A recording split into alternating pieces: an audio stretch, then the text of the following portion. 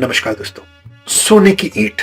एक बार एक संत ने अपने 2 शिष्यों को बुलाया और कहा यहाँ से 50 कोस दूर जाना है, और उन शिष्यों को एक बोरी सामान खाने का दिया और उनसे कहा कि जो भी रास्ते में जरूरतमंद या भूखा मिले या किसी को इस सामान की जरूरत हो तो बोरी में से निकाल कर उसे खिला देना या दे देना।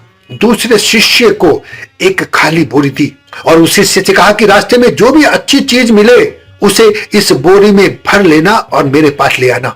दोनों निकल पड़े।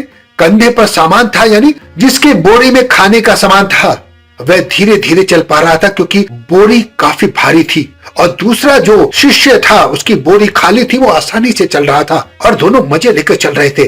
थोड़ी दूर जाने के बाद खाली बोरी वाले शिष्य को एक सोने की ईंट मिली। उस शिष्य को लगा कि यह तो बहुत महत्वपूर्ण चीज है, यह अच्छा सामान है, और उसने बोरी में डाल दिया। थोड़ी दूर चला तो फिर उसे एक और सोने की ईंट मिली, उसने उसे भी उठा लिया और बोरी में डाल लिया। जैसे जैसे आगे चलता गया सोने की ईंटें मिलती गई और वह बोरी में भरता चला गया। एक समय ऐसा आया जब बोरी में वजन इतना ज्यादा हो गया कि उससे संभालना भी मुश्किल हो गया और चल पाना तो उसके लिए लगभग असंभव हो गया।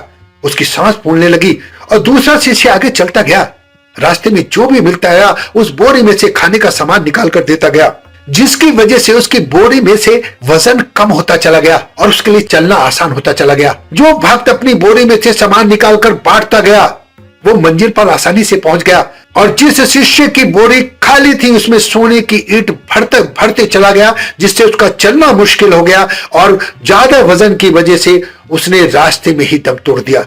दोस्तों, कहानी हमें यह सीख देती है कि हमेशा पैसे के पीछे पड़े रहना ठीक नहीं है। हमारी जिंदगी का मकसद सिर्फ पैसा कमाना नहीं है। आजकल ज्यादातर लोग पैसे कमाने के चक्कर में गलत रास्ता पकड़ लेते हैं, और कई लोग काम करने के चक्कर में अपना स्वास्थ्य खराब कर लेते हैं। वो ज्यादा उम्र तक बच नहीं पाते हैं। दोस्तों, पैसे के साथ साथ अपने परिवार का बहुत ध्यान रखें। अगर जान है तो जहान है। अगर आपके पास अच्छा स्वास्थ्य है तो आप अपनी जरूरत का पैसा हर हाल में कमा सकते हैं। अपना बहुत ध्यान रखें। हंसते रहें, मुस्कुराते रहें, खुश रहें। धन्यवाद।